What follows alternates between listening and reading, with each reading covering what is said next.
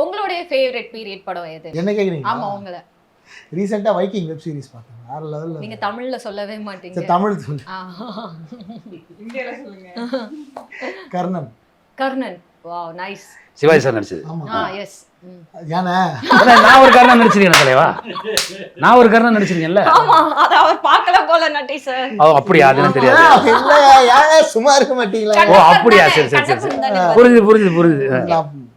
அந்த கர்ணன்ல வந்து இன்னைக்குமே வியக்கத்தக்க விஷயம் வந்து அவங்க அப்ப பண்ண செட்டப்ல எப்படி பண்ணாங்க.